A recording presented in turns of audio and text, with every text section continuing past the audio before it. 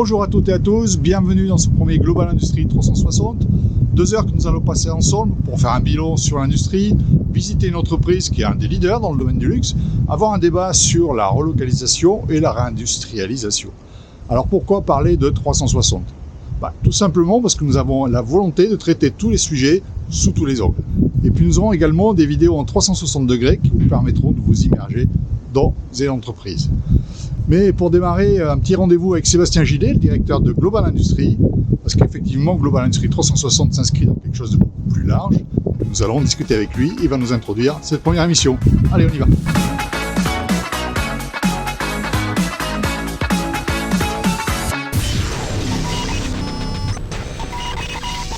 Bonjour Sébastien. Bonjour Guy. Alors, comment ça se passe pour un spécialiste de l'événementiel? En fait, ça veut dire que Zoom, Teams ont tué les salons physiques? Non. Alors, cette crise est difficile parce qu'elle n'était pas pensable, inimaginable et heureusement, en tout cas pas autant dans la durée, bien sûr. Ça va être surtout l'occasion de se réinventer, en tout cas de réinventer un peu notre métier, tout en gardant bien sûr l'événement physique, parce qu'on estime, et on le voit bien après 9 mois, on va dire, de crise, qu'il n'y a pas d'autre encore média qui a remplacé l'événement physique, ce rassemblement, qui permet de créer des projets. Alors, on peut commencer à faire du sourcing et du digital, mais le concrétiser, c'est quand même toujours bien de se voir. Donc, on veut quand même toujours garder ce moment physique d'échange. Bien sûr, par contre, entre-temps, on travaille avec les autres médias, vous l'avez évoqué, donc Zoom, BlueJeans, etc., qui permet en tout cas des fois de continuer à avancer parce que la Terre continue à tourner. Mais nous, en tout cas, en tant qu'organisateur d'événements, bien sûr, on vit cette crise-là, c'est difficile parce que cette visibilité, on ne l'a pas. Alors, il y a des fois anxiogènes, mais pas que dans notre métier. Mais c'est vrai que quand on était au mois de mars 2020, on avait dit qu'au mois de juin, ça repartirait, puis c'est pas reparti, et puis après septembre, etc. Donc c'est vrai qu'on a cette visibilité qui est un peu difficile à vivre, mais qui doit nous permettre de nous réinventer, d'être un accélérateur en tout cas sur les nouveaux médias qui doivent accompagner un salon, je dis bien accompagner, parce que l'événement physique restera pour moi l'événement en tout cas principal pour générer du business et faire des leads qu'on n'a pas forcément l'occasion de faire à travers du digital. D'ailleurs, c'est donc l'occasion en fait de revoir un petit peu l'écosystème, de faire du physique, mais de rajouter du digital, de rajouter de l'hybride. Qu'est-ce que vous allez faire? On va faire plein de choses parce qu'aujourd'hui l'événement physique, comme on l'a dit, vous l'avez dit Guy, bien sûr il est reprogrammé du 7 au 10 septembre, donc dans on va dire une temporalité qui va être plus propice pour faire des salons à travers un climat et puis à travers un peu plus loin du tunnel sur lequel on est aujourd'hui. On espère que les vaccins vont monter en puissance. Mais par contre, entre-temps, vous allez avoir bien sûr d'autres événements, donc du physique, du digital, comme vous l'avez évoqué, qui vont permettre d'accompagner en tout cas cette tissu économique, ce marché en tout cas d'industrie, de pouvoir quand même continuer à créer des liens, des nouveaux leads, de présenter des machines, pas juste à travers un webinaire. Donc on va utiliser ces nouveaux médias qu'on avait un peu dans les cartons. Je ne vous cache pas que ce métier-là aussi, il se réinvente d'année en année. On l'avait dans les cartons. Le Covid va être un accélérateur. Et à partir du 9 février, donc on va commencer avec le GI 360, on va faire en sorte que tous les mois, on va dire une fois tous les 2 mois sûr, mais en tout cas tous les mois, on a des événements qui vont accompagner notre communauté jusqu'au salon, et ça va continuer bien sûr après le salon 2021 jusqu'en 2022 parce qu'on estime, et c'est notre devoir en tout cas, d'essayer de mettre un maximum en relation nos industriels exposants avec nos industriels visiteurs, puis aussi parler de l'industrie, le modèle économique, vous en avez parlé dans l'introduction tout à l'heure. On va aussi parler un petit peu comment ça marche dans l'économie, comment elle va bien, et une usine aussi. On a envie aussi de montrer les coulisses d'une usine. Donc, on remercie bien sûr cette première usine qui va nous accompagner le 9 février. Enfin voilà, il va y avoir plein de choses en tout cas qui vont accompagner tout ce marché-là jusqu'au salon. Bon, donc Global Industrie devient une marque quelque part et on va en parler tous les mois, quoi. On va en parler tous les mois, ça devient une marque et peut-être que la légitimité Global Industrie permet de le faire, peut-être que d'autres manifestations n'ont pas cette légitimité avec ce tissu économique, cette représentativité, ce soutien aussi politique. Vous savez qu'aujourd'hui, on a la chance, sur un Global Industrie, ça a été annoncé le 11 janvier dans le webinaire, un soutien vraiment du ministre de l'économie Bruno Le Maire, à travers un plan de relance aussi. Donc je pense qu'il va y avoir aussi des annonces qui vont arriver dans les 6-8 prochains mois et j'espère sur le salon. Mais en tout cas, on a besoin de ce soutien politique. Mais oui, tous les mois, on va parler de Global Industrie. En tout cas, Global Industrie va plutôt mettre en avant, une nouvelle fois, les industriels qu'ils méritent parce que je crois qu'aujourd'hui, ils souffrent beaucoup. Et depuis un certain nombre d'années, il y a une vraie dynamique, en tout cas, qui sort de ces exposants-là, de ces PE, de PME, TPE, et on veut les mettre un peu plus en avant à travers les différents outils qu'on a mis en place. Et tout ça, vous le structurez comment? En piliers, en tranches? Comment ça s'organise? À partir donc, du 9 février, on l'a dit, donc c'est GI 360 qui va faire donc l'ouverture, et Guy, vous en avez parlé tout à l'heure. Donc, tout au long des 6 mois qui vont rester, on va avoir d'autres événements. Donc, on va avoir des événements physiques, parce que vous avez dit, on alterne le digital et l'événement physique, où là on veut apporter un petit peu en région, en fonction des possibilités au niveau sanitaire, la possibilité de faire rencontrer les acheteurs, aujourd'hui qui sont en recherche de savoir-faire, et des typologies d'exposants. Donc on va essayer de le faire à différents moments de l'année, avec différentes thématiques.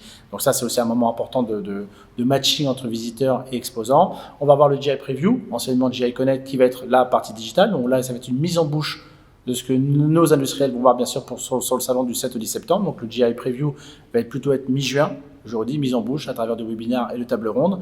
Vous avez bien sûr l'événement physique Global Industrie du 7 au 10 septembre.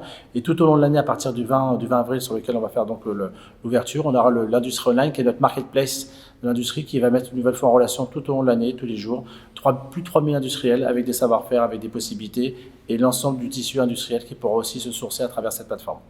Alors, dernière question, en fait, Bruno Le Maire, le ministre, le 11 janvier, lorsque vous avez fait l'annonce, nous a dit que l'industrie allait être le fer de lance quelque part de la rentrée au mois de septembre. Hein. C'est quand même très important, c'est bien qu'un ministre nous dise ça.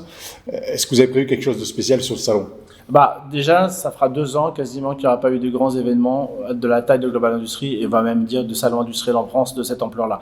Donc la nouveauté, ça va être surtout toutes les nouveautés qui vont être présentées par nos exposants. Alors une nouvelle fois, ils n'ont pas attendu un salon, il y a eu des webinaires. Je crois que chaque exposant fait son webinaire régulièrement, pas régulièrement, mais on sait le suivi d'un webinaire, il n'est pas aussi important qu'un salon peut l'avoir. Donc il y aura forcément déjà cette première nouveauté, c'est savoir ces 2000 exposants qui vont présenter les dernières nouveautés. Les autres nouveautés qu'on va avoir, c'est bien sûr à travers cet accompagnement politique, ce soutien politique. On attend bien sûr des relances qui peuvent être des accompagnements, qui peuvent être financiers, mais pas que financiers, sur comment la France va se réorganiser sur ce monde industriel qui forcément bouge. Alors à travers le développement durable, on en a parlé, c'est quand même la thématique du salon, hein, celle qui a failli être faite en 2020, qu'on n'a pas pu faire, elle aurait bien sûr reprogrammé en septembre avec ce développement durable, donc on va colorier le salon en vert si j'ose dire. Pour les industriels, c'est pas une surprise, parce qu'ils sont dedans tout le temps, mais nous on a à cœur à montrer que les industriels sont beaucoup plus propres qu'on pouvait l'imaginer, ou en tout cas des fois que ça a été communiqué. Les nouveautés, elles sont celles qu'on n'a pas pu faire en 2020 à travers une nouvelle fois le campus, la manière où on l'oriente, la manière où on intègre beaucoup plus les jeunes en amont du salon sur l'industrie, donc des jeunes des collégiens jusqu'à l'université. Donc ça va être tout ce qu'on n'a pas pu faire, je le dis avec beaucoup de frustration, mais aussi beaucoup de responsabilité de ne pas faire cette édition 2020. On l'aura bien sûr une nouvelle fois à Lyon, qui est une terre industrielle, en septembre, où en effet toute l'industrie va se rassembler pour ce grand événement. Écoutez, je vous remercie pour cette introduction. Je vous propose de suivre l'échange qu'on a eu avec Alexandre Sobo, qui est le président de France Industrie, qui nous fait un bilan un peu de l'industrie, notamment sur toute l'année 2020.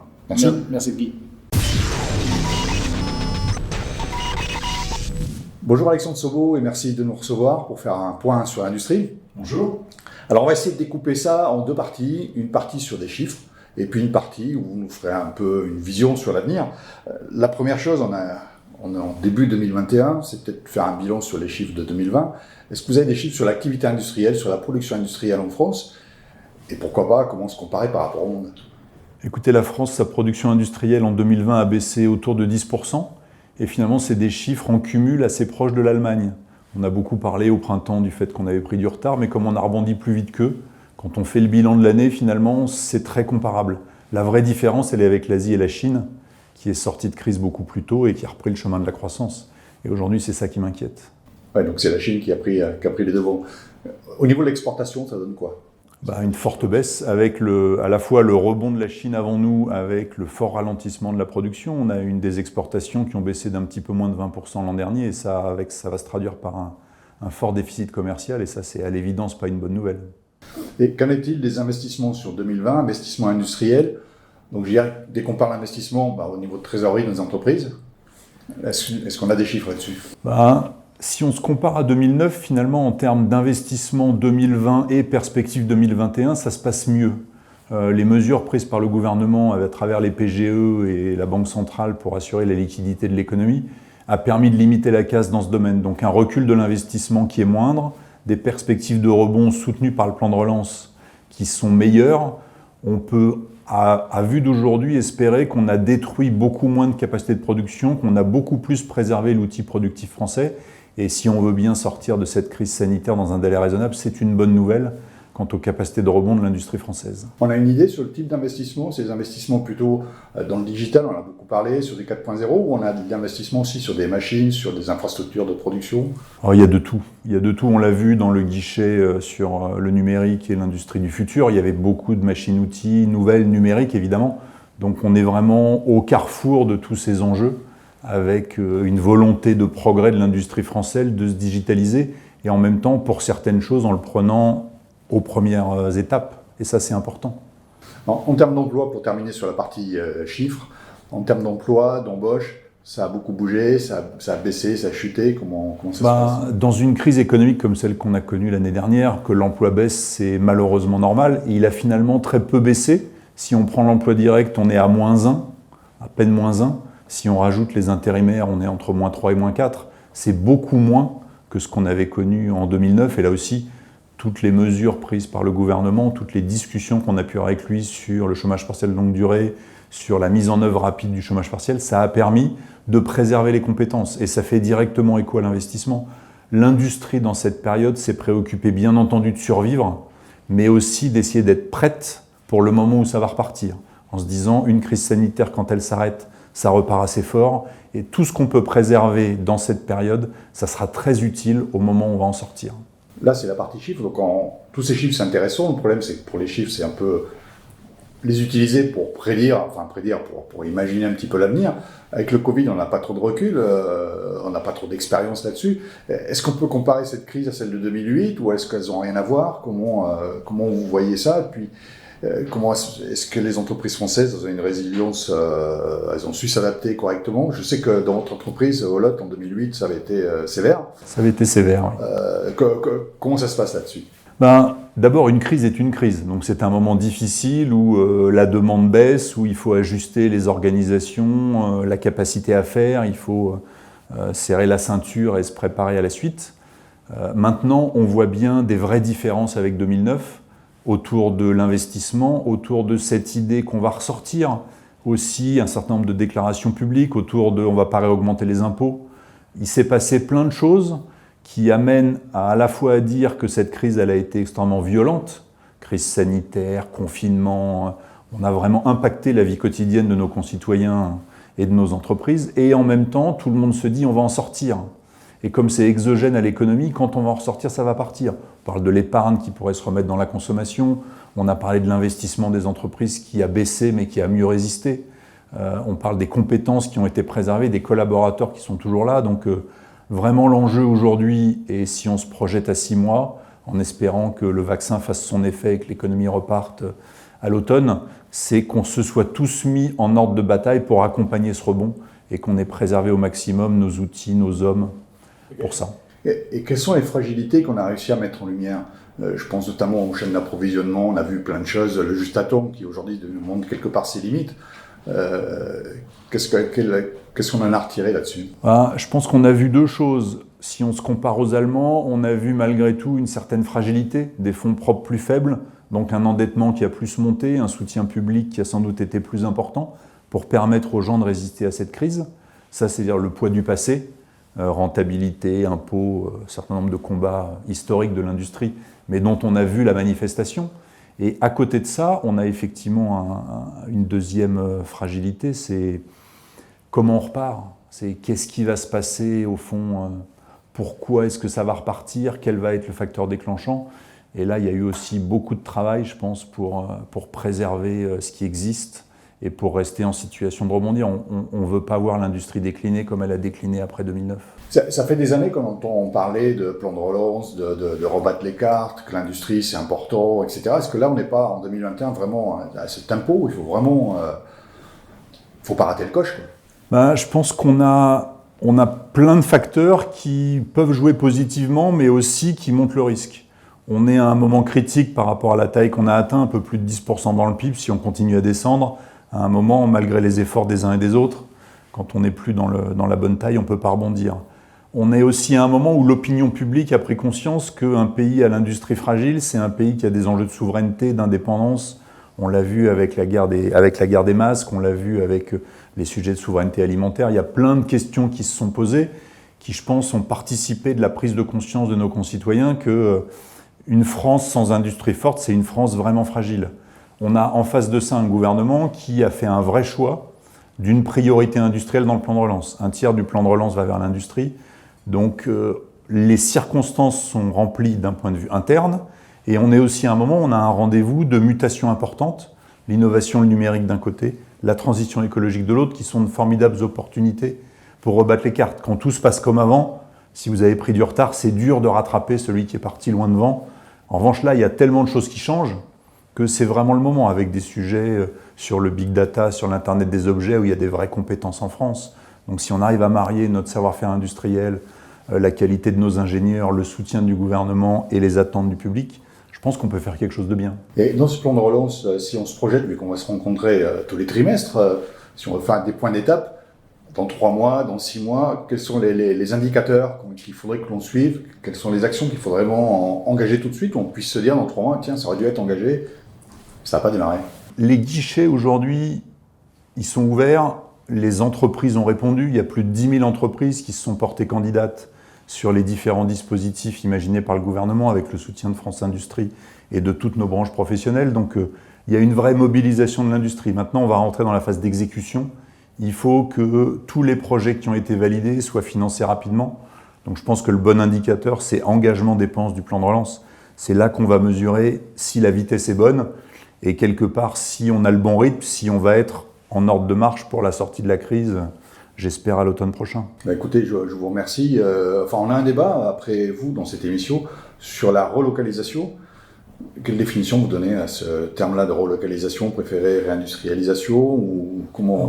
Moi, le mot que je préfère, c'est industrialisation, c'est localisation. Dans l'heureux, il y a l'idée qu'on va faire revenir des choses qui sont parties, qu'on regarde un petit peu vers hier. Alors, j'espère que certaines choses qui sont parties reviendront. Mais le vrai combat, c'est d'attirer l'industrie de demain. C'est d'être compétitif, c'est d'avoir les bonnes compétences. Donc derrière tout ça, il y a l'enjeu de la formation. Comment est-ce qu'on va avoir assez de data scientists, de tous ces nouveaux métiers, de façon à ce que l'industrie de demain ait envie de se faire en France. Que ce soit de la bioproduction, que ce soit des batteries, que ce soit de l'hydrogène, que ce soit du numérique. Il faut vraiment qu'on soit dans l'idée qu'il faut que ça se passe en France. Et je pense qu'il y aura beaucoup plus d'activités nouvelles que d'activités qui vont revenir. Mais si on veut réindustrialiser le pays, tout est bon à prendre. Donc ne perdons pas dans un fond de débat relocalisation, localisation. L'important, c'est que l'industrie se développe. Peu importe le terme, le principal, c'est l'industrie. Mais écoutez, je vous remercie pour cette première entretien sur Global Industrie 360. Je vous invite à nous suivre pour la visite d'une PME, un sous-traitant qui a travaillé. On a retrouvé ses produits sur pas mal de sapins de Noël, en fait, sur des produits de luxe, sur des bagages, sur des ceintures, etc. Donc, direction de Cailleux STI, dans le nord de la France. On va visiter l'entreprise. Merci. Merci. Bonjour Stéphane de Cailleux, merci de nous recevoir. Alors, votre entreprise, c'est une entreprise familiale qui a 110 ans, si j'ai bonne mémoire. Vous avez démarré par les réchauds, vous avez appris le matrissage, vous avez appris l'estompage, vous avez appris toutes les technologies qui vous permettent aujourd'hui d'aller même sur le marché du luxe. Comment vous définissez votre entreprise? Bonjour Guy, effectivement, vous avez presque tout dit. Entreprise familiale, 110 ans, on a commencé effectivement par la fabrication des réchauds alcool. Aujourd'hui, nous sommes une PME, PMI, ETI, dirons-nous, de sous-traitance industrielle, où nous fabriquons des produits pour d'autres industries à base de transformation de métaux. Voilà comment je caractériserais De Cailleux STI. Et vous êtes découpé en plusieurs parties, je crois. Il y a une partie luxe, mais il y a aussi une autre partie plus sous-traitance, on dira. Tout à fait. On a deux parties. Une qu'on appelle bien d'équipement, c'est-à-dire qu'on fabrique des composants métalliques pour les entreprises du bien d'équipement, principalement tout ce qui tourne autour de la connexion électrique, tout ce qui tourne autour du chauffage, de la climatisation, mais qui touche aussi tous les autres domaines des biens d'équipement. Et l'autre partie qui concerne le luxe, en particulier la fabrication de composants métalliques pour la maroquinerie et la bijouterie de luxe. Alors là, nous sommes sur un nouveau local. En fait, vous êtes en train d'agrandir les locaux, 2000 m² de plus, je crois, 10 000 m² dans le luxe et peut-être même plus. Ça veut dire que la crise Covid, De Cailleux ne connaît pas? Alors le nouveau bâtiment qui vient tout juste d'être terminé, qui a été retardé forcément à cause de cette fameuse crise Covid, effectivement nous permet d'avoir environ 10 000 m² sur Saucourt, là où nous sommes, en pleine Picardie maritime. En tout, nous avons 5 sites qui travaillent spécifiquement pour le luxe, un à Besançon, un à Valence et un en Roumanie. Et le tout, effectivement, nous permettant d'obtenir environ 15 à 16 000 m² sur la partie luxe. La crise connaît. connaît parce que, notamment pour la partie luxe, l'impact a été assez important sur 2020, une baisse de l'ordre de 20%, ce qui n'est pas négligeable. Principalement pendant la période mars à juillet, août, la reprise d'activité a été assez forte en octobre. L'export est important chez vous? Alors en direct, pas tellement, en indirect oui. Globalement, c'est 25% du chiffre d'affaires en direct. En indirect, forcément, oui, nos clients vendent à 90% à l'export. Et aujourd'hui, c'est une entreprise de 600 collaborateurs, si j'ai bien noté. Qu'est-ce que vous avez dans les cartons pour demain? Est-ce qu'il y a des nouvelles technologies? J'ai vu que vous travaillez sur la fabrication additive. Est-ce qu'il y a des nouveaux marchés à conquérir? Sur quoi vous travaillez? En fait, on travaille beaucoup sur l'innovation. Mon objectif, c'est effectivement 600 personnes, c'est environ 350 sur la France et 250 à l'étranger, en Roumanie et au Maroc. Et mon objectif, c'est de poursuivre la croissance sur la France. C'est entre guillemets beaucoup plus facile de poursuivre une croissance à l'extérieur, c'est plus difficile en France. Pour y arriver, il faut automatiser et innover. Donc demain, c'est l'automatisation pour continuer à fabriquer en France et l'innovation pour faire ce qui ne se fait pas ailleurs. Sur l'innovation, on a plusieurs cordes à notre arc. Alors la fabrication additive, vous l'avez noté, on travaille en partenariat avec un groupe français, filiale de Michelin, sur la mise au point de la fabrication additive métal pour l'industrie du luxe. Et voilà, ce ne sera jamais quelque chose qui remplacera ce qui existe, mais ce sera quelque chose qui viendra en complément avec plus de possibilités de formes pour les designers. Donc voilà, on ouvre de nouveaux horizons. On travaille également sur une technique de dépôt de métaux précieux qui s'appelle le PVD, ou qui existe depuis assez longtemps, mais sur lequel voilà, on a des innovations pour pouvoir déposer sur n'importe quel type de matériau et donc être beaucoup plus performant que la technique actuelle. Donc ce n'est jamais pour remplacer les techniques existantes, c'est pour venir en complément et pour ouvrir le spectre de l'aspect, de la finition et de la forme des pièces qu'on a à fabriquer. Et dans les nouveaux marchés, vous restez sur ce que vous avez, ou il y a de nouveaux marchés encore à explorer? Il y a déjà pas mal de choses à faire. Le luxe, même s'il y a eu ce coup de frein en 2020, repart à un niveau assez élevé, comparable, même supérieur à 2019, donc avant la crise. Donc déjà dans cette partie-là, il y a déjà beaucoup de choses. Et puis dans le bien d'équipement, voilà, on travaille beaucoup dans la climatisation, dans la pompe à chaleur, donc il y a là aussi de quoi faire. Écoutez, avant de partir pour la visite qu'on attend toutes et tous, Decailleux STI, c'est une PME française, typique, j'allais dire. Qu'est-ce qui vous manque aujourd'hui si vous voulez vous développer encore plus? C'est du foncier, c'est des investissements, c'est des compétences. Qu'est-ce qu'il faudra améliorer pour vous? Alors le foncier, on n'a pas trop de problèmes dans notre région parce qu'il n'est pas très élevé en termes de coût d'acquisition, et puis on a déjà ce qu'il faut. Les ressources sont plus difficiles à trouver parce que nous sommes dans une région un peu éloignée des grands axes. Donc pour les gens, pour venir travailler chez nous, il faut qu'il y ait une ouverture au travail à la campagne, même si c'est joli, même si on est au bord de la baie de Somme, c'est plutôt difficile. Après, comme autre critère, c'est moins de contraintes administratives. On est embêté tous les jours avec de plus en plus de contraintes. Donc voilà, laissez-nous un peu travailler sereinement et on pourra se développer. Bah écoutez, je vous remercie Stéphane, on va peut-être la faire cette visite. Absolument, avec plaisir. Allez, c'est parti. Donc on va démarrer ici, parce qu'ici c'est là où tout commence, c'est-à-dire là où on reçoit les briefs des clients et on étudie la faisabilité, on fait des offres et on réalise les prototypes dans un autre atelier, mais voilà, c'est ici où tout commence. Quels que soient les marchés? Principalement sur tout ce qui est luxe. Maintenant, on va descendre.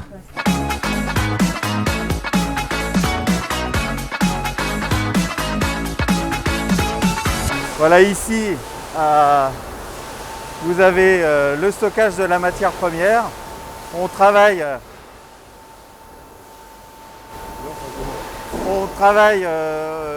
principalement 3 matériaux, le cuivre qui est rouge, que vous avez derrière, le laiton qui est jaune que vous avez ici et l'aluminium qui est blanc que vous avez là.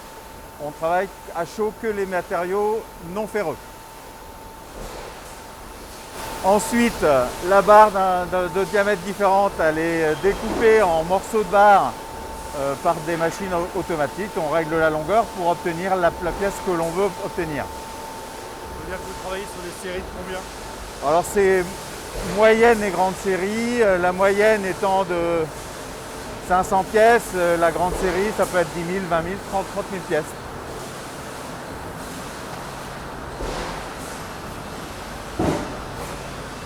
Pour chaque pièce qui est fabriquée, il faut un outillage. Donc l'outillage est spécifique à la pièce qu'on veut obtenir.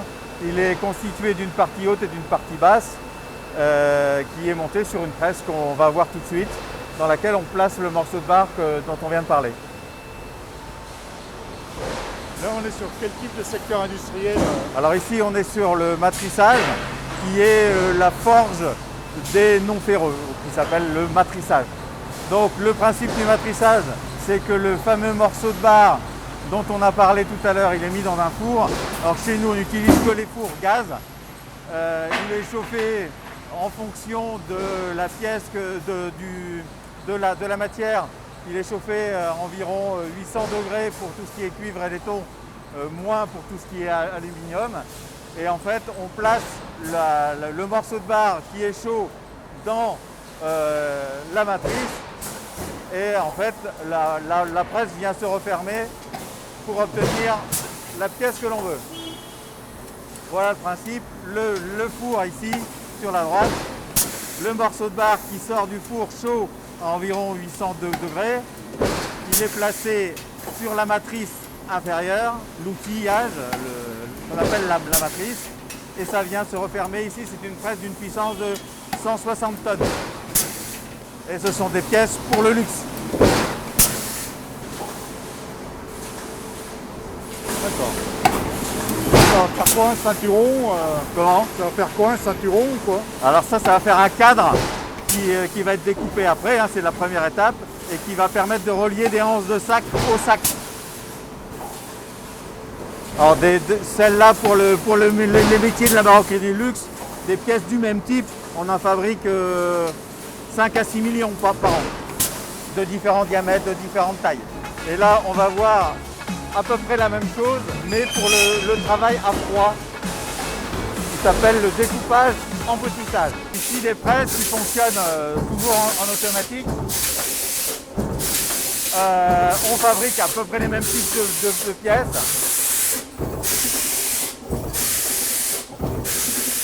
C'est-à-dire qu'ici, on vient fabriquer toujours ce qui sert à relier les anses des sacs au sac dans une forme un peu différente. Et là, comme la déformation est moins importante et la série importante, on peut travailler à froid avec des outillages qu'on appelle outils à cuivre. Une fois que les pièces sont sorties, on les a ébarbées pour tout ce qui est pièces de matrissage. Et les pièces de découpage arrivent ici et donc elles passent dans un atelier de tribofinition. On vient retirer toutes les bavures qu'il y a autour de la pièce pour avoir quelque chose de lisse et de prêt pour être poli ensuite. Alors là, on arrive dans un autre atelier. Il y a des pièces qui demandent des usinages, c'est-à-dire qu'on vient former la pièce de façon un peu plus finie, mécanique. Et on utilise des centres d'usinage. Là, on travaille du cuivre.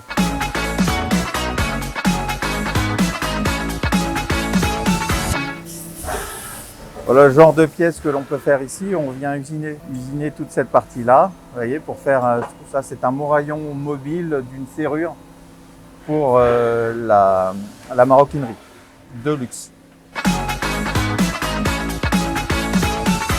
Vous avez d'autres pièces.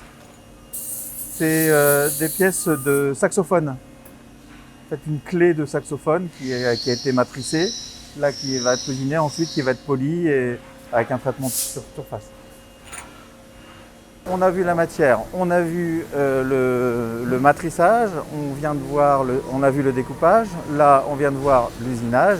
Maintenant, les pièces partent dans d'autres ateliers, sur d'autres sites pour faire la finition, c'est-à-dire on va faire brillanter, polir, on appelle ça. On va faire du dépôt, soit du dépôt de métaux précieux, soit pour quelques produits, on fait du vernis ou de la laque.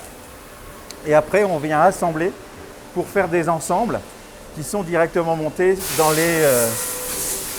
dans les sites de nos clients en maroquinerie, principalement ici.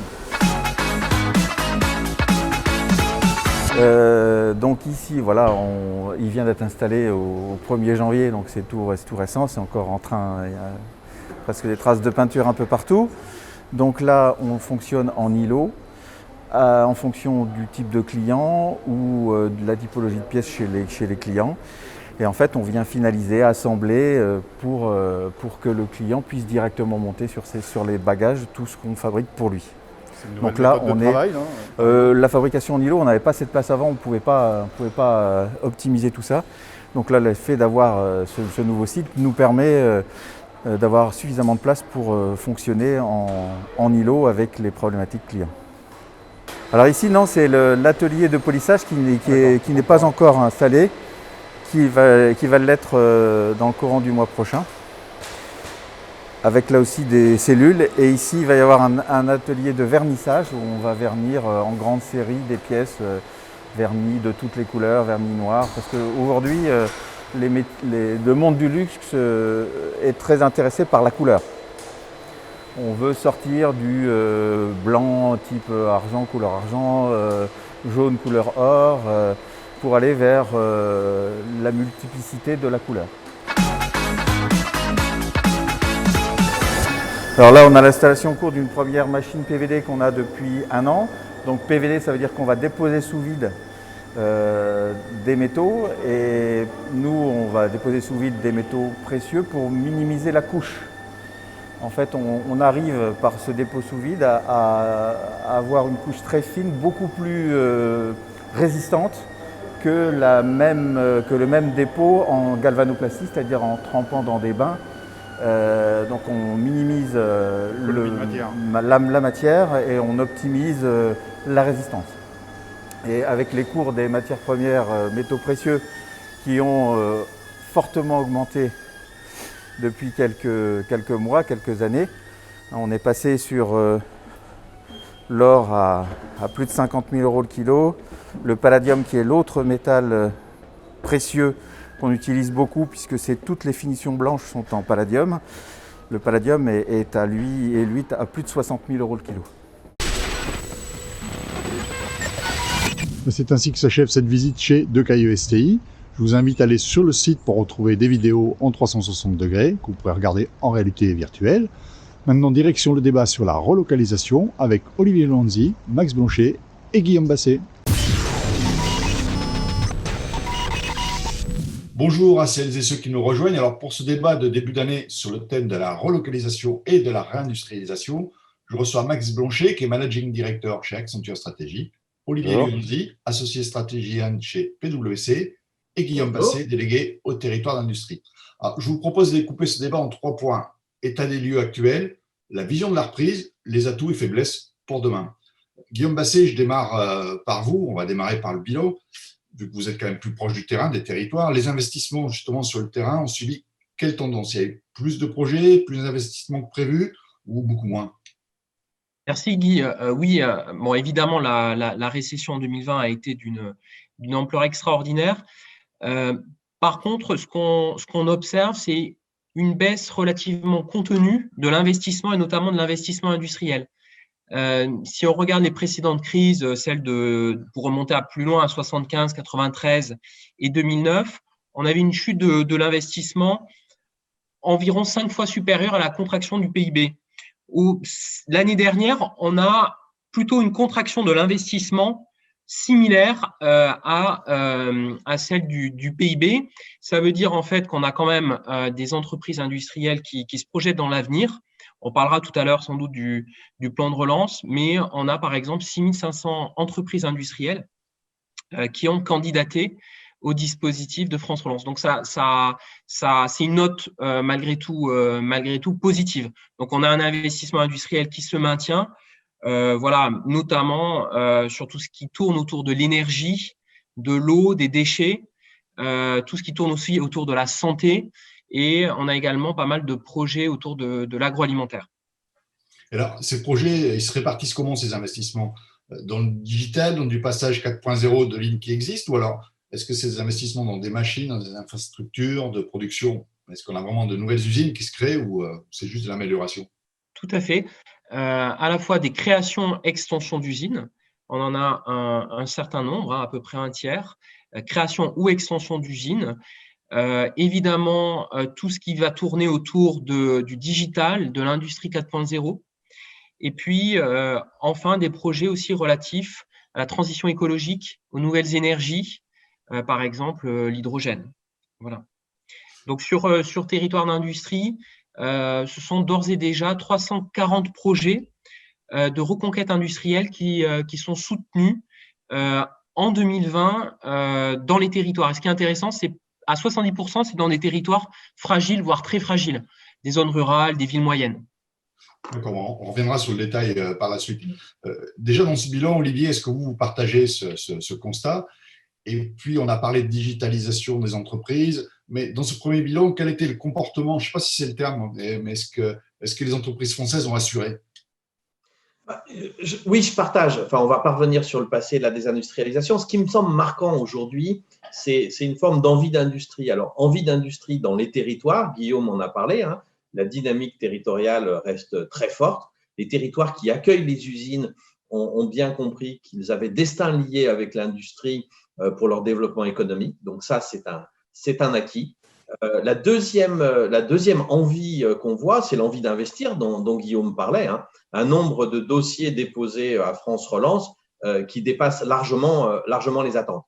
Alors, une fois qu'on a dit ça, on a fait, je dirais, le bon côté, hein. On a raconté la belle partie de l'histoire. J'ai beaucoup aimé l'article d'Alexandre Sobo, hein, qui disait que l'industrie est à la croisée des chemins. Je partage cette analyse, même si elle est peut-être un petit peu angoissante, mais je pense qu'il faut y faire face. Aujourd'hui, il y a quand même la question du niveau de la demande, hein. On a des usines qui sont là, des entrepreneurs qui ont envie d'investir, mais une demande, même si elle n'est pas aussi dramatique que ce qu'on avait imaginé, qui reste à tonnes. Et toute la question va être la sortie de la crise, le débranchement des aides publiques qui permettent aux entreprises de ne pas avoir de problème de trésorerie. Et à ce titre, je trouve qu'on pourrait être plus dynamique collectivement. Certes, les entreprises ont été résilientes face à la crise, certes, elles ont été agiles par rapport aux enjeux de supply chain, mais il manque un petit coup de solidarité. Les grands donneurs d'ordre sont en train de revoir leur schéma d'approvisionnement. C'est pas dit qu'ils favorisent la France et le tissu des PMI françaises et des ETI françaises demain, parce qu'il y a d'autres tissus industriels qui ont mieux réagi que nous, il y a des pays qui ont été moins marqués que nous. Et voilà, donc là, la question de la solidarité, des donneurs d'ordre, de la commande publique, qui certes a été mobilisée, mais on pourrait faire plus pour la flécher sur du Made in France, en l'assumant. On n'a pas le droit de l'écrire dans des marchés publics, mais il y a plein de façons de le faire. Et là, il faut être inventif. Voilà, tous ces sujets-là. Et puis, le consommateur a envie de Made in France, n'empêche qu'on a une pléthore de marquages avec une qualité de l'information qui n'est peut-être pas toujours totale. Et là, une responsabilité aussi de la puissance publique sur l'information qui est fournie aux consommateurs sur les différents logos fabriqués en France, issus de France, etc. etc. Voilà, un paysage un peu en deux teintes. Tout à fait, mais on va revenir justement sur ces forces et faiblesses et au niveau des commandes dans la troisième partie. Mais déjà, Max, est-ce que vous faites le même constat? Est-ce qu'on fait le même bilan? Et puis après toute crise, il va y avoir un mouvement de consolidation. Est-ce qu'il va être brutal, favorable à nos entreprises? Comment vous voyez un petit peu cette tendance? La crise a eu un impact évidemment très significatif sur l'industrie et donc on cite des chiffres de moins 20% en termes de valeur ajoutée, ce qui provoque en fait une baisse d'investissement très significative de l'ordre de 50 milliards et qui a donc justifié après les appels à projets, les plans de relance également pour l'industrie. L'industrie est particulièrement aussi frappée parce qu'elle est sensible en fait aux investissements, beaucoup plus que la consommation, ce qui donne effectivement une sensibilité plus importante et donc ça a mis un gros coup de frein sur les projets industriels. Et effectivement, on pensait que ça allait remonter plus vite que prévu en septembre, octobre. Puis finalement, avec la seconde vague, finalement, eh bien, les scénarios un peu pessimistes qui avaient été établis en juin, juillet, finalement, semblent assez valables. Donc effectivement, on va tomber sur ce très gros impact, hein, et qui finalement, comme on l'a déjà dit, ça a révélé beaucoup de faiblesses dans notre chaîne industrielle. Et là, il y a une spécificité française, c'est qu'effectivement, ça a révélé des chaînes de valeur qui sont fragiles, où on dépend énormément de pays étrangers. Et de ce fait, ça a amené finalement dans le débat public une bonne chose, c'est la notion d'activité souveraine, activité stratégique, et qui donc nous amène à la question des relocalisations. Voilà. Donc, si vous voulez, Guy, j'évoquerai plus tard ce qu'on veut dire par chaîne de valeur vulnérable. On a fait une étude très détaillée là-dessus, je pourrais en parler. Ouais, il va dire, mais ce mouvement de consolidation, il va être brutal. Ça va être. Alors, on le voit déjà dans certaines filières, par exemple dans le domaine aéronautique, hein, qui a été fortement frappé chez les fournisseurs, on voit énormément de reconfiguration industrielle. C'est-à-dire qu'on reconsolide des pièces, des fabrications sur une usine, on ferme d'autres usines, il y a des entreprises qui font faillite, etc. On sent beaucoup, beaucoup de mouvements. Et d'ailleurs, ces mouvements dans le tissu fournisseur inquiètent beaucoup les fabricants, les avionneurs, parce que justement, qui dit mouvement dit risque de problèmes de qualité, de perte de compétences, d'instabilité, etc. Et ça inquiète beaucoup, par exemple, les grands donneurs d'ordre sur cette chaîne de fournisseurs. Vous voyez, c'est un petit symptôme qui ne trompe pas. Alors Olivier, je reviens vers vous. Vous avez travaillé avec PwC, avec l'UIMM en 2020 sur des scénarios de reprise post-Covid. De mémoire, vous avez même intégré, je crois, la possibilité de second confinement. On aurait aimé qu'il n'ait pas lieu, mais bon, voilà, c'est fait. On ne parlera pas du troisième. Est-ce que vous pouvez nous faire un rapide résumé et puis, à date, nous dire où nous en sommes par rapport à la courbe qui était prévue?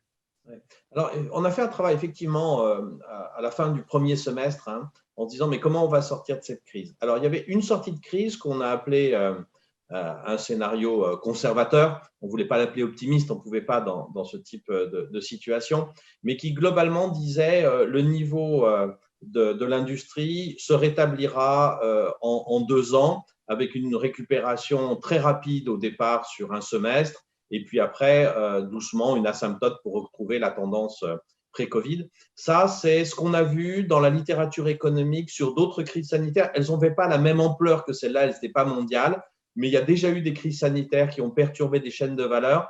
Et donc, on a pu plaquer le modèle régional, local qu'on a vu sur la crise mondiale. Et puis, on a fait un deuxième scénario avec l'UIMM en se disant, et si?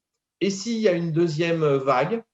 Et si cette deuxième vague impacte la productivité des entreprises industrielles françaises?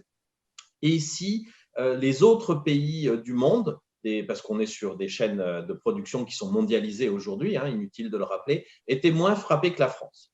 Et dans ces cas-là, l'une des conclusions que l'on tire, c'est notre scénario pessimiste, c'est que le tissu industriel français pourrait ne pas retrouver la tendance antérieure, et qu'on pourrait perdre à peu près 10% de notre industrie de manière durable, c'est-à-dire 1% du PIB, passer de 10% du PIB à 9% du PIB à cause de la crise, parce que les chaînes de valeur mondiales se détourneraient de notre pays, qui aurait été plus touché par la crise de la Covid que d'autres.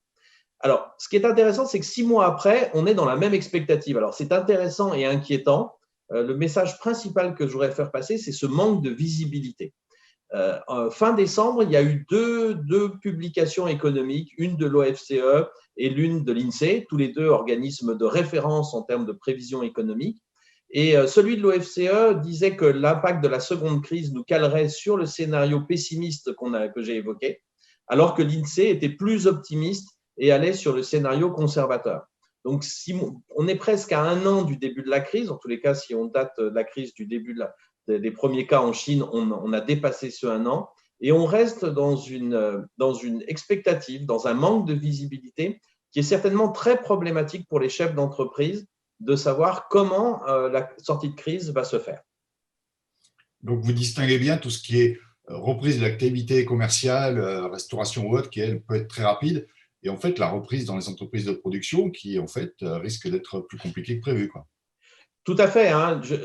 Un restaurant qui fait faillite, c'est un drame. C'est un drame familial d'un entrepreneur qui a là son activité, voire sa retraite, hein, par le fonds de commerce.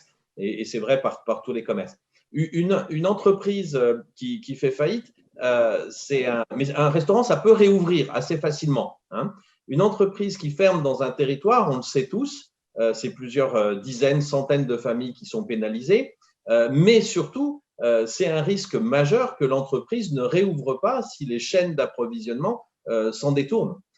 Et donc, c'est un autre élément qui nous fait dire, dans ce que avançait Alexandre Sobo, hein, le président de France Industrie, qu'on est à la croisée des chemins. Si on s'oriente dans cette consolidation qu'on voit se dessiner, dont Max parlait, qui a commencé dans quelques secteurs, hein, l'aéronautique, la motorisation diesel de l'automobile aussi, on est dans ces configurations-là. Si elle devait s'étendre parce que la demande industrielle restait atone, on pourrait se retrouver dans un scénario plutôt très désagréable. Alors, une fois qu'on a fait ce constat, parce qu'il est important de le partager, il y a sans doute des moyens à mettre en œuvre qui vont au-delà de France Relance, encore une fois, par la mobilisation de la demande, que ce soit la mobilisation des grands donneurs d'ordre industriels français qui ont une responsabilité territoriale certaine, et puis par la commande publique, comme par la mobilisation des consommateurs pour ceux qui en ont le pouvoir d'achat. Alors, nous allons entrer dans tout ce détail-là, justement, en rentrant dans le thème qui nous préoccupe aujourd'hui, c'est la relocalisation. Alors, je sais que le terme de relocalisation est souvent perçu comme illusoire en sens strict, en fait, de déménager une usine qui produit en Chine pour en faire une copie conforme sur le sol français. Je vous propose un petit jeu rapide de définition. Guillaume, quelle définition vous donnez à ce terme de relocalisation? Moi, je dirais c'est la réaffirmation par la nation, déjà vis-à-vis d'elle-même, de sa vocation productive. On n'est pas seulement un territoire de consommation, on est aussi un territoire de production. Et ça se fait soit à travers de nouvelles unités industrielles, soit à travers des unités industrielles existantes. Voilà. Max? Alors, c'est vrai que le mot relocalisation était jusqu'à présent, finalement, un gros mot. Et c'est vrai que la crise du Covid a réintroduit ce terme de relocalisation, donc un peu dans le débat public, et c'est d'ailleurs l'occasion de ça. Alors, moi, je dirais que le mot, la définition de la relocalisation, pour moi, c'est tout simplement de fabriquer effectivement en France un produit bien positionné, de bonne qualité, avec un processus industriel performant, et pour lequel ou lesquels la France est légitime de pouvoir fabriquer cela et a les facteurs économiques qui permettent de le sous-tendre. Olivier?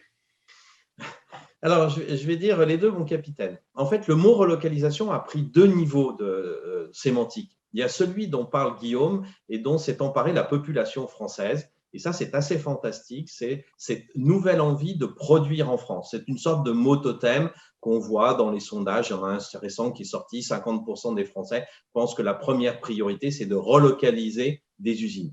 Et puis, il y a un mot opérationnel qui est celui du chef d'entreprise ou du responsable d'une chaîne de valeur qui se pose la question de où je vais produire. Et c'est la définition de Max qui est de dire est-ce que je peux produire en étant compétitif, alors peut-être pas en coût direct, mais au moins en coût complet, en produisant à proximité afin de sécuriser ma chaîne d'approvisionnement, de sécuriser mon innovation ou de répondre à des enjeux de développement durable. Donc, c'est un mot qui a deux niveaux de lecture et ce qu'il ne faut surtout pas, c'est avoir une lecture cours de récréation, c'est-à-dire imaginer que les usines qui sont parties il y a 20 ou 30 ans de France reviendront comme telles. Ça, il y a un certain nombre de personnes qui véhiculent cette image-là parce qu'ils restent sur un modèle qui est le modèle post-industriel, sans doute, parce qu'ils n'ont pas confiance dans la capacité entrepreneuriale de la France, ils n'ont peut-être pas confiance ou pas mesuré les efforts de compétitivité qui ont été faits. Et on a ce débat-là qui est un faux débat. S'il vous plaît, arrêtons de penser que la relocalisation, c'est le retour en France des usines qui y étaient il y a 20 ou 30 ans. Il y a 3 générations d'usines entre les deux, il y a 3 générations technologiques. Ce ne sera pas celle-là, ce sera des usines digitales, environnementales et compétitives, ce qui est clé. Ça, c'est clair que si elles ne sont pas compétitives, elles auront peu de place. Max, je passe de votre côté pour démarrer. Vous avez travaillé sur le rapport Potier. On va parler maintenant des avenirs, forces et faiblesses, en fait, pour aller de l'avant. Vous avez travaillé sur le rapport Potier, sur les marchés d'avenir qui a été réalisé par le Conseil de l'innovation. Déjà, en préambule, est-ce que l'industrie française est davantage dépendante des importations que ses voisins européens? Je crois que vous avez travaillé sur cette partie-là. Puis on verra en deuxième partie les vulnérabilités et la stratégie. Oui, tout à fait. Alors effectivement, comme l'a dit Olivier tout à l'heure, l'industrie purement manufacturière ne pèse plus que 10% de notre valeur ajoutée. Et si on passait à 9%, on serait même en dessous, je crois, du taux d'industrialisation de pays comme la Grèce, par exemple. Donc, ce serait quand même une sorte de catastrophe nationale. Bon, et donc, pourquoi on est à 10%? Bah, tout simplement parce que, et on a fait une étude dans ce sens, on a évalué quelle est la part de ce qu'on fabrique par rapport à ce qu'on achète. Et quand on prend ce qu'on fabrique plus ce qu'on achète dans l'industrie, eh bien, en France, on est environ, tout secteur confondu dans le domaine manufacturier, à 64% de make versus buy. Alors que nos voisins allemands sont plutôt à 73%. Et puis, nos voisins italiens également ont un taux, je dirais, de fabrication dans leur pays beaucoup plus significatif que le nôtre. Donc, on a quasiment 7 à 8 points d'écart de valeur ajoutée d'économie, de choses que nous ne fabriquons pas et que nos pays voisins, pays comme l'Allemagne, je parlais des voisins proches, fabriquent. Donc, quelque part, vous voyez qu'on a affaibli un certain nombre de chaînes de valeur. Et dans ce trou, quelque part, que l'on ne fabrique pas, on retrouve effectivement tout un tas de filières. Et ce n'est pas les filières verticales qu'on connaît bien, train, avion, bateau, etc. C'est des filières plutôt horizontales, des filières de type produits donc électriques, électroniques, médicaments, machines, équipements, etc. qu'on retrouve. Et donc, de ce fait, eh bien, vous constaterez que si on achète plus pour fabriquer que ce que l'on fait nous-mêmes, eh bien, on dégrade notre balance commerciale. Et c'est cela la raison principale de notre balance commerciale avec le commerce extérieur qui est très négative par rapport à celle de l'Allemagne. C'est pas tant parce qu'on n'exporte pas suffisamment par rapport à tout ce qu'on fait en France, c'est plutôt parce qu'on achète trop. Et donc, de ce fait, eh bien, ça fait trop d'importations par rapport aux exportations et ça pénalise notre balance commerciale. Donc, il y a vraiment quelque part un décalage. Et ce décalage, eh bien, c'est cela qu'on a effectivement essayé d'analyser en détail quand on a travaillé au moment où effectivement le gouvernement a prononcé les mots de souveraineté nationale et de vulnérabilité de nos chaînes de valeur. Oui, justement, vous avez fait un tableau croisé que l'on va voir à l'écran, en fait, qui met d'un côté les vulnérabilités, les dépendances et puis les produits stratégiques. Est-ce que vous pouvez nous l'expliquer un petit peu, ce tableau? Voilà, tout à fait. Alors, c'est vrai qu'au début, ça a commencé par l'histoire des masques, des respirateurs qu'on ne savait pas fabriquer en France. Donc, on s'est rendu compte qu'on ne fabriquait pas certaines choses qui étaient stratégiques pour la nation dans le domaine de la santé en France. Donc, ça a été le déclencheur finalement de se dire, bah, finalement, est-ce que ça ne s'applique pas à beaucoup de choses? Donc, dans un premier temps, eh bien, on a d'abord essayé de définir avec le gouvernement qu'est-ce qu'étaient que des produits souverains pour la nation ou stratégiques. Et il a été stipulé, notamment, je me souviens d'une discussion avec le ministère de l'Industrie, que ce sont les activités qui sont nécessaires en cas de crise, quelle qu'elle soit, et pas seulement la crise de la santé, mais aussi des crises autres qui pourraient arriver et qui arriveront dans le futur. Donc, il s'agit des secteurs des télécoms, l'agroalimentaire, la santé et la défense. On a tous besoin de conserver notre mobilité, notre santé, l'agroalimentaire, de communiquer, etc. Et également, c'est aussi ce que j'en ai appelé les fournisseurs essentiels de ces secteurs. Évidemment que pour faire marcher un hôpital, eh ben, il faut des équipements industriels, du gaz, etc. Évidemment que pour faire marcher notre défense, il faut des pneus, il faut des etc. Donc, il y a tout un tas de fournisseurs aussi qui sont essentiels pour faire que ces activités-là, eh bien, on les maintienne sur notre territoire et qu'elles permettent de nous assurer une résilience sur notre territoire. Donc ça, c'est un premier axe, quelque part, d'une analyse qu'on a faite. Et ensuite, le deuxième axe, on a regardé sur les différents produits qui sont dans ces domaines stratégiques, disons, pour le pays, importants, eh bien, quelle était notre vulnérabilité sur ces chaînes de valeur. Et la vulnérabilité, on l'a définie comme étant un secteur ou un produit est vulnérable quand on importe plus de 80% de ce produit, donc on est dépendant des importations. Quand, qui plus est, dans ce qu'on importe, eh bien, ce sont auprès de pays qui ont une part de marché concentrée, c'est-à-dire qu'on dépend de peu de pays, on n'a pas diversifié nos approvisionnements, donc là, il y a un risque aussi parce qu'on dépend d'un pays, par exemple. Ensuite, on a analysé avec le risque du pays et ensuite la distance. Et donc, du coup, ça nous a amené en fait à filtrer au bout de 2000 produits que l'on importait, eh bien, tout un tas de produits qui finalement étaient très vulnérables, où la France était très vulnérable, c'est-à-dire le cas typique, c'est on achète quasiment tout ce produit en dehors de la France. Quand on l'achète à très peu de pays, par exemple uniquement la Chine ou uniquement le Brésil ou un pays émergent, et puis de manière très lointaine avec des pays qui ont un certain risque. Donc là, effectivement, on peut se dire, il y a alerte, il y a un risque. Et quand qui plus est, ces chaînes vulnérables croisent avec des produits d'ordre stratégique, eh bien là, ça met en exergue, si vous voulez, le fait qu'il y a tout un tas de choses, la mondialisation étant passée par là, on ne les fabrique plus, et pour autant, ce sont des choses stratégiques. Et ça, on a chiffré le tout, ça fait environ 100 milliards d'importations de produits qui sont effectivement stratégiques pour nous, pour la France, et pour lequel on a un degré de vulnérabilité très important. Voilà. Quand on achète nos produits à nos voisins européens, Belgique, Allemagne, Italie, au bout de 5-6 fournisseurs, on est moins risqué en termes d'approvisionnement que, évidemment, quand on les achète lointain. Donc c'est ça l'analyse qui a permis d'avoir cet éclairage pour faire un plan après pour concrètement dire quels sont les domaines dans lesquels on pourra ensuite relocaliser. D'accord. Olivier, je sais que chez PwC, vous avez également travaillé sur ces sujets. Est-ce que les résultats convergent? Est-ce que vous arrivez au même chiffre, j'allais dire, en termes de valeur ajoutée, en termes d'emploi? Et puis, qu'on rentre peut-être dans le concret, je sais que quand on a discuté en amont de ce débat, vous m'avez parlé de la fabrication de cartes électroniques industrielles. C'est peut-être un exemple à prendre pour essayer d'être concret, de voir comment on peut, en fait, concrétiser cela sur le terrain, qu'on ne reste pas dans la théorie. Alors, effectivement, on a eu une démarche un peu avant celle de Max. Nous, on a publié nos résultats en juillet et qui est différente de celle que Max a adoptée. Max a fait une analyse que je vais qualifier un peu de top-down, analytique. Nous, ce qu'on a fait, c'est qu'on a fait le début de cette analyse, mais surtout, on a demandé à des directeurs d'achat, des grands donneurs d'ordre, de nous qualifier les catégories de produits sur lesquels ils ressentaient un besoin de relocaliser dans le sens où on l'a dit, c'est-à-dire soit pour des raisons de sécurité d'approvisionnement, c'était notre clé d'entrée, et puis ils sont arrivés en nous disant il n'y a pas que la sécurité d'approvisionnement sur telle catégorie, par exemple sur les emballages plastiques, ce n'est pas tellement un problème de sécurité d'approvisionnement, mais demain, je vais avoir une exigence de recyclabilité et donc je ne peux pas me reposer sur des fournitures asiatiques ou turques, c'est trop loin pour la boucle de matière. Et puis, ils sont venus avec une troisième raison de relocaliser et donc de considérer que certaines catégories étaient sensibles, stratégiques, pour reprendre le terme qu'on a utilisé de la même façon que Max le fait, et qui étaient liées à l'innovation. On sait très bien que si on innove, on fait du développement en France et on met la première génération d'usines ailleurs où la propriété intellectuelle est moins protégée, on risque de se la faire piquer. Et au total, on a analysé, nous, 289 catégories de produits, donc c'est notre clé d'entrée, catégories de produits qui sont la nomenclature douanière. Et on est ressorti avec les directeurs d'achat, entre 40 et 50 directeurs d'achat qui ont participé à ces groupes de travail sur 58 catégories de produits sur lesquels les directeurs d'achat des grands donneurs d'ordre nous disent là-dessus, on a un sujet de vulnérabilité.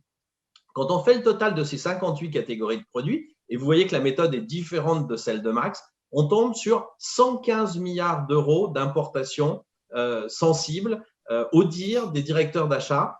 Honnêtement, on ne pourrait pas rêver une convergence plus forte que ça. Globalement, on a entre 100 et 100 milliards d'euros d'importation en France, qu'on les prenne du côté analytique, c'est ce qu'a fait Max, ou à dire d'experts et de directeurs d'achat, sont stratégiques et qu'on a trop délocalisé. Le point d'après, c'est de dire qu'est-ce qu'on peut faire. Ça, c'est un potentiel. C'est un potentiel. On ne va pas tout relocaliser. On ne sera pas compétitif en relocalisant 100% de ses approvisionnements. Nous, on a pris ce que je vais appeler un pied de marin, à peu près de 20%. Et on a dit, si on relocalisait 20%, sans doute qu'on sécuriserait à peu près ces chaînes de valeur. Ça représente, c'était juste pour se donner un ordre de grandeur, ça représente à peu près 70 000 emplois directs en France qui seraient derrière. Alors maintenant, il faut passer à l'étude de la faisabilité. C'est ce qu'on fait justement avec Bercy, qu'on a commencé juste là. On a pris 6 segments sur les cartes électroniques, sur les emballages et puis aussi sur le textile, parce que tout le monde a dit qu'on ne pouvait plus faire de textile en France.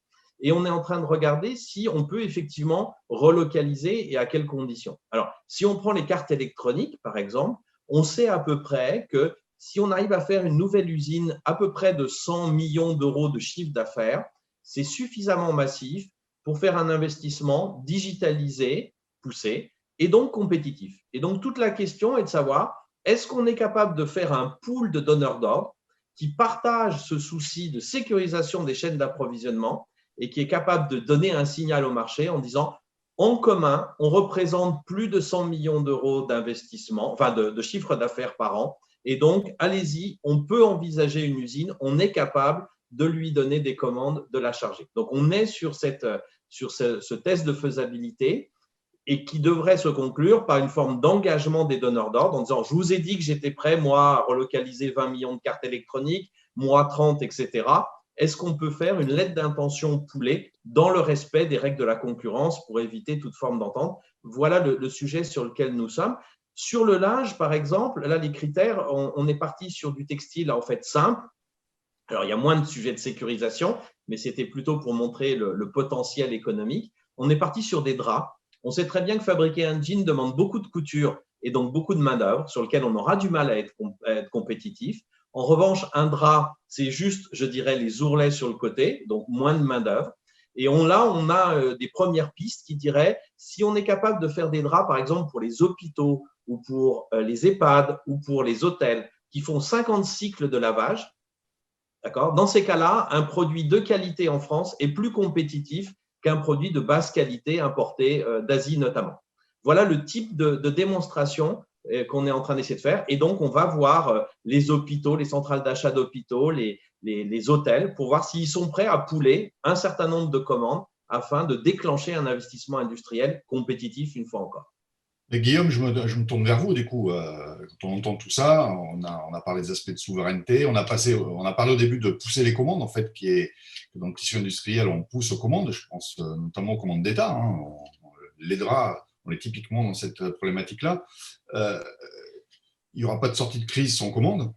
Donc, est-ce que l'État y travaille? Est-ce que c'est le travail des régions? Comment vous voyez ça? Et on fera un petit bilan après sur les territoires d'industrie. Hein. L'exemple des hôpitaux cités par Olivier est intéressant. C'est vrai que si on se place à l'échelle vraiment européenne, les contrats publics, c'est environ 16% du PIB européen. Et en France, alors les chiffres font l'objet de débats, mais on a une vision un petit peu stricte de la commande publique, c'est 100 milliards d'euros chaque année.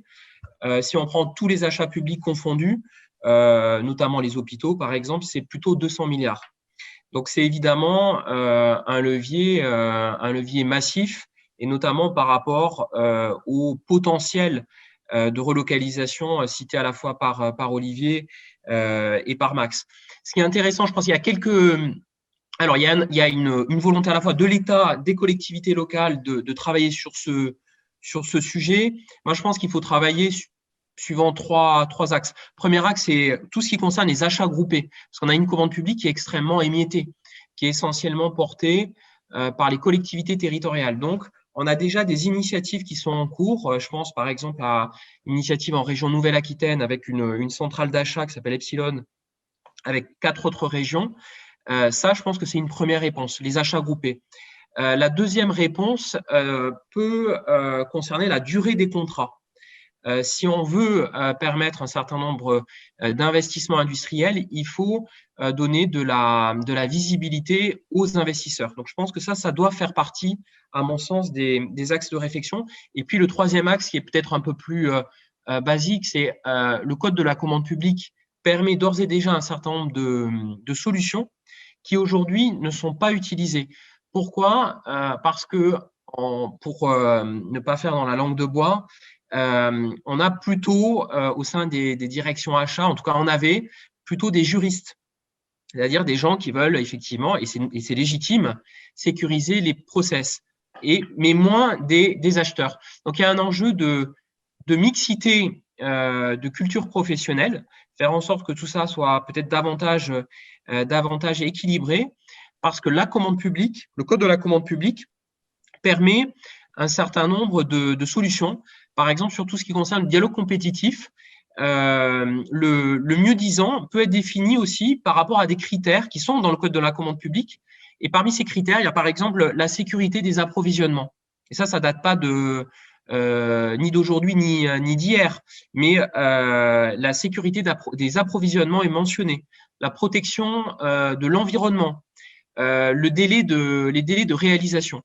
Aujourd'hui, ces critères sont insuffisamment utilisés. Donc, il y a un enjeu vraiment de pédagogie et de mutualisation de ces bonnes pratiques, dans le respect évidemment du cadre communautaire qu'on connaît. Mais je pense qu'on a beaucoup de marge de manœuvre.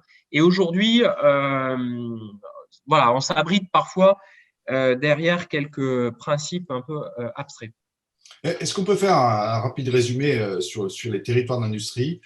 parce que le chrono avance en termes de bilan, en termes de projet. Et puis, pour être concret sur cette histoire de carte électronique industrielle, par exemple, on va reprendre celui-là qui parle assez bien. Comment faire sur les territoires? Ça veut dire que plusieurs territoires pourraient être intéressés par ce type de projet-là. Comment vous gérez tout ça? Qui fait la police, entre guillemets, qui arbitre? Comment ça se passe? Alors, bon, déjà, de manière globale, moi, je pense qu'il n'y a pas de relocalisation hors sol. Donc, ça signifie qu'on va s'appuyer pour l'essentiel sur des installations existantes. Donc, les territoires y travaillent. Territoire d'industrie, c'est environ 1700 projets d'investissement extrêmement variés. Des projets à la fois, comme vous le soulignez, par exemple sur les cartes électroniques, vous avez un certain nombre de projets de relocalisation en cours. Je pense par exemple au sud Alsace, donc c'est un exemple. Mais vous allez en Normandie, il y a un projet de relocalisation autour, par exemple, de la filature du lin. Donc ça, ce sont des exemples effectivement intéressants et qui résonnent dans le contexte du débat public. Mais je pense que ce qui est aussi intéressant, c'est de s'intéresser au contenu, mais aussi au contenant et à tous les leviers qui vont nous permettre d'engager ce mouvement de relocalisation, le sujet du foncier, parce que quand même l'une des principales difficultés à l'investissement industriel, c'est effectivement un certain nombre de complexités administratives, de la rareté aussi du foncier productif. Et donc, comment on fait en sorte de mieux accompagner les investissements industriels? C'est par exemple la logique des sites clés en main qu'on promeut dans le cadre de territoires d'industrie. Donc, on dit aux investisseurs, sur ces terrains-là, on s'engage à vous délivrer toutes les autorisations, celles de l'État, des collectivités, en moins de 10 mois. Il y a le sujet du foncier, il y a le sujet des compétences, puisqu'il y a un certain nombre de compétences qui ont disparu, notamment sur le textile. Vous allez dans le territoire d'industrie des Vosges, justement, on ne fabrique plus, par exemple, de serviettes.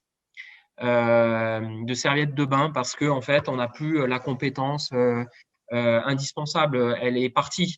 Et donc, il y a le sujet des compétences. Et ça, c'est évidemment un enjeu majeur. Dans le cadre de territoire d'industrie, on a décidé, les ministres ont décidé de débloquer, dans le cadre de France Relance, une enveloppe dédiée de 31 millions d'euros dans un premier temps, dédiée aux projets collectifs et notamment aux compétences. Tout ce qui va tourner au centre de formation, les écoles de production. Et puis, Olivier le soulignait, l'attractivité des territoires. C'est compliqué aujourd'hui pour certains industriels de recruter, d'attirer des talents, puisque en fait, compte tenu, chacun le sait, du prix du foncier dans les métropoles, l'industrie est plutôt en zone rurale. Et il faut accompagner ces parcours de vie, l'arrivée du salarié, mais aussi l'arrivée du conjoint, l'arrivée de la famille. Et c'est là où les collectivités locales ont un rôle important aux côtés des industriels, aux côtés de l'État. Tout à fait. Alors, c'est clair que sans terrain et sans infrastructure, ça va être difficile de réindustrialiser. Ça me fait penser à une question rapide, dans la réponse si possible, mais est-ce qu'on n'a pas trop catalogué nos entreprises en fonction de leur filière, alors qu'en fait, c'est l'écosystème local qui est prépondérant? Olivier, qu'est-ce que vous en pensez? Oui, alors, on a certainement été trop loin dans la filière. Ça, c'est notre héritage pompidou-gaulien des grands programmes. La filière garde son rôle, elle donne une vision d'une évolution technologique, d'une évolution de marché. Donc, il ne faut pas la remplacer, il faut l'équilibrer avec ce que les territoires apportent, qu'on a bien mis de côté.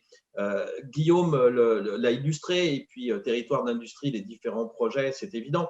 On co-attire des talents sur un territoire. Ce n'est pas une entreprise, c'est un territoire qui co-attire. On co-recrute entre entreprises. Dans Auvergne-Rhône-Alpes, il y a des GIE de recrutement en Haute-Savoie qui se sont mis en place avec des grands groupes qui mettent leur marque, qui attirent, mais aussi des PMI. On co-innove, on co-produit, on co-investit dans des équipements communs.